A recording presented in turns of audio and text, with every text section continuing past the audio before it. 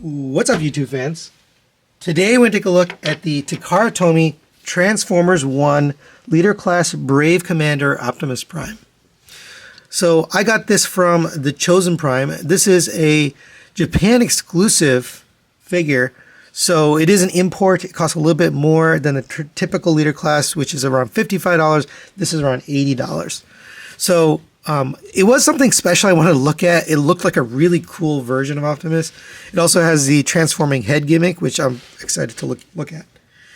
But thanks to the Chosen Prime for sending this out for review. Let's start taking a look. It does have some paint detail, not fully painted, but we've got a little bit of silver detail on the head and the crest, blue for the eyes, translucent blue for the chest, gunmetal, silver, and yellow accents here on the chest and the abdomen. Gunmetal and silver here for the shins, silver for the gas cans or whatever they are on this particular figure. A little more silver. We'll see that in the vehicle mode. Overall, it's a pretty good looking version of Optimus from the Transformers 1 movie. There's no kibble or waffles really anywhere, which is something I noticed right away. A lot of these retail figures, they either have waffles or holes or kibble. This one really, they've covered up everything. It does have a backpack, but I'm okay with that. Overall, it looks really nice. All right, let's go over the articulation on this guy. The head is on a ball joint, but the panel itself can rotate as well. So you have to hold here. If you push back on the head, you'll open that panel. So you can get up to there, down to there. You can rotate the head around. If you lift up on the panel, you can get it really high up and kind of cheat and get a bigger upward movement. There is a gimmick here with this head, so you get a swappable head. If you lift this up and you rotate it around, you get Orion Pax's face, which is really cool that they gave you both. So if you want, you can have that before he got converted. I think that's pretty neat. You could also, if you wanted to, you could swap the smokestacks to the shorter ones so he looks less like Optimus. I can't remember if his smokestacks got bigger or not, but just another thing you could do if you want to. And that looks really good. Continuing on the articulation, the shoulders rotate around on a hinge. It's in the middle here, so it's kind of a interesting movement. Shoulders go up to there on this hinge. You have a rotation here at the bicep. Single joint to elbow gets you 90 degrees. Rotation at the wrist. Single pin for all the fingers, but it does open up, so I like that. Typically we don't get finger movement on these. You have a waist rotation here.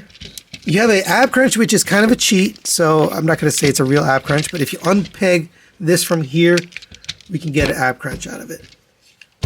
Maybe you would consider that a real ab crunch, but it is part of the transformation, but I think you could fake that as an ab crunch. Legs kick up to there on a ratchet, really high kick, and it holds it because of the ratchet. Back to there on the ratchet. Out to the side on friction joint, nice tolerance on that. Rotation at the thigh at a mushroom peg. Single joint knee gets you 90 degrees. You have ankle tilts and forward and backward on those legs. And as far as accessories, we get a couple things. We get the matrix done in this goldish copperish color. Translucent blue for the middle. On the back it is open, but that's so that it'll fit into his chest. And he can't hold it because he's got the opposable fingers. You can kind of get these rotated like this and get the fingers around. And you can hold it up or do whatever you need to do. And of course, we have the gimmick. We can open up this glass piece, open up that bottom piece. Nice little sculpted detail in the chest cavity. No paint, but it is sculpted. And this will just plug in right here. And yeah, nice matrix storage. And that looks pretty good. You also get his battle axe done in this translucent blue. It's quite thick. It's like two pieces of plastic kind of attached together, but that'll fit into his hand. You can just close the fingers and then attach it. And pretty good looking axe. I do wish he had a gun. You know, it feels like Optimus in the movie did have the gun, but this one doesn't come with it. So just be aware of that. And let's change out his face since now he has a matrix. We'll give him the Optimus Prime face so you can see how he looks with that axe. And I think that's pretty cool. We also get an additional flip out accessory, which I think is pretty cool. So if you come to the back here, there's a little button. You're going to push up on that, and it'll just show you what it looks like. Flips out those guns, so if you want to use those in robot mode, you can. I do still wish he had a blaster, but unfortunately he doesn't. And for some quick size comparisons, there it is next to the Magic Square version of Optimus Prime, the missing Link Optimus, and then the Blockies version of the Transformers 1 Optimus Prime. And unfortunately, my Studio Series 86 Prime is out on loan right now, so I don't have it here. But you can see it's a pretty big version of Prime. It's going to be bigger than the Studio Series 86 Prime, just by a hair. But it does look good here in robot mode. Alright, now let's get him transformed into vehicle mode. And before we do that, I forgot one thing. You can store the axe on the back if you want. You can just use this peg right here. Peg it in, and now you got this storage, which is nice. But let's take that off so we can get him transformed. And we'll start off with the backpack here. So unpeg the backpack. I would say that's probably the weakest connection in the whole thing. It still works, but occasionally it does come unpegged there. So just be aware of that. Bend that backpack down and just leave that down there. We're going to come to the front. We're going to unpeg this front abdomen, open this up. I'll give you some room to work. The head is going to rotate down. Doesn't matter which head you have out. It'll work either way. Just going to rotate that into there. And we're going to take this backpack. Come to the bottom here. We're going to open this up. You can open these up. Just leave those open for now. Here we're going to take the entire backpack piece here. And rotate this up. Once you have it rotated up, we're going to fold this out, fold this out, come to the inside here, fold out these panels so they make up kind of the side of the truck cab. You can kind of see where it's going, but flip this back and just leave this open for now. Whoops. And now we'll work on the arms. Bring these down on this hinge. And basically bring it all the way down. Same on this one, bring this down on the hinge. I'm going to rotate the arm so it sits like this. You'll rotate this down. We're going to rotate the, I didn't mean to do that. Rotate this so it sits like that. So you can flip around the weapon. And these actually also, there's a little peg right here. So that's going to peg into the side. See on this, rotate this around. Alright. Next we're going to take this panel. It's going to come around and make sure this plugs in here. So flat against the back. This is going to come around the top and basically go over this other chest. So it is a faux chest. Pull this out of the way and use this as leverage. You're going to bring this down over. So it sits kind of flush. Then these arms are going to plug into the side. So a little tab right here. Get that tapped in.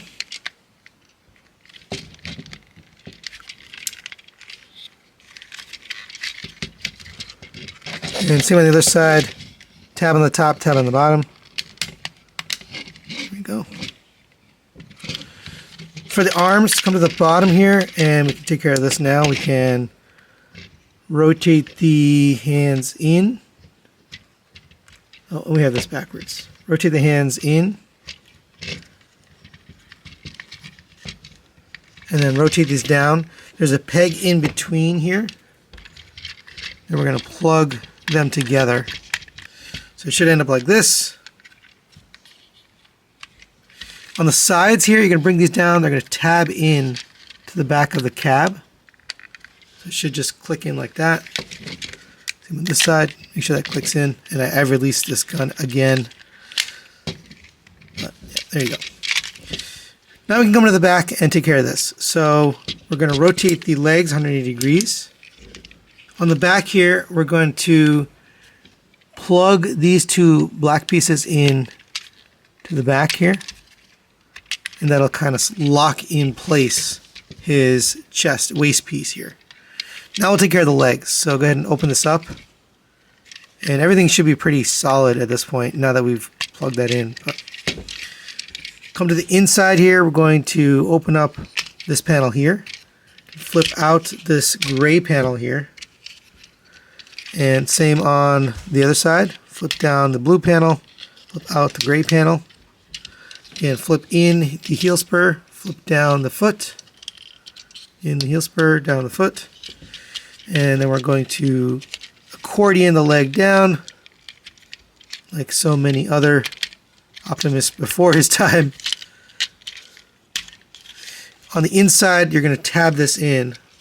So get that lined up. Make sure it tabs in. There we go. And on the front here, this is going to fit into the back of the arm. So get that lined up as well. Leave this panel down. All right, same on this side. Accordion this down.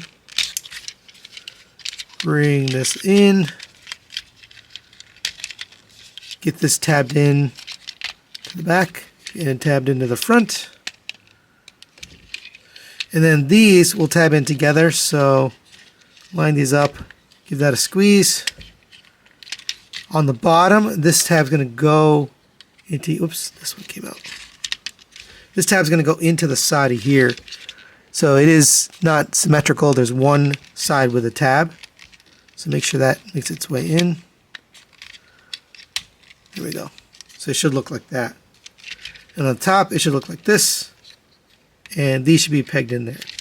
And the last step here, you can go ahead and fold down the wheels on the front. All right, and there it is. Optimus in vehicle mode. It's a very good looking vehicle.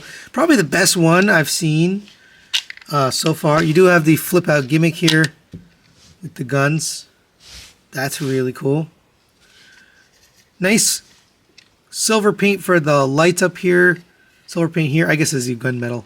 Translucent blue for the windshield. It still has the matrix back there because the faux windshield is in there. Silver, gunmetal, yellow paint. Here's the back. It cleans up really nicely. Very little, if any, kibble at all. Rolls on those wheels. Two back here, one up here. And yeah, overall, pretty cool.